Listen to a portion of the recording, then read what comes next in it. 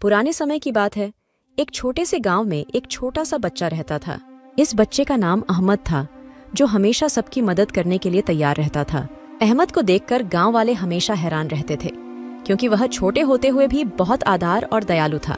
एक दिन गांव में एक अजीब बीमारी फैल गई और बहुत से लोग बीमार पड़ गए। अहमद ने देखा और महसूस किया कि उसके गांव वालों की मदद करने का समय आ गया है।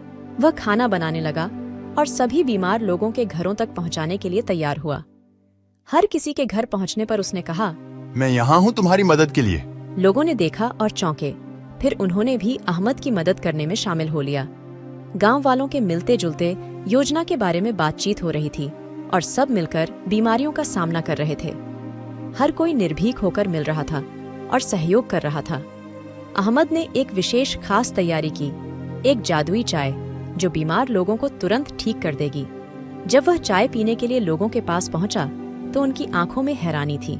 चाय पीने के बाद सभी बीमार लोग स्वस्थ हो गए और उनका आभास हुआ कि अच्छाई और मदद का दरिया कभी सूखा नहीं होता। गांव वालों ने अहमद की महानता की बातें गुनगुनाई और उन्हें गांव का हीरो माना। अहमद ने सिखाया कि छोटे से कोई भी किसी की मदद कर सकता है और अच्छाई का पैगाम सभी तक पहुंचा सकता है। इसके बाद से गांव वालों के बीच में एक नया साझा बंधन बना, जो अच्छाई और मदद की ऊर्जा से भरा हुआ था। और इस प्रकार अहमद ने अपने छोटे से गांव को एक सशक्त और सजीव समुदाय बना दिया। इस कहानी से हमें यह सीखने को मिलता है कि छोटे से कोई भी अगर दिल से और ईमानदारी से मदद करता है तो उसकी कोई सीमा नहीं होती।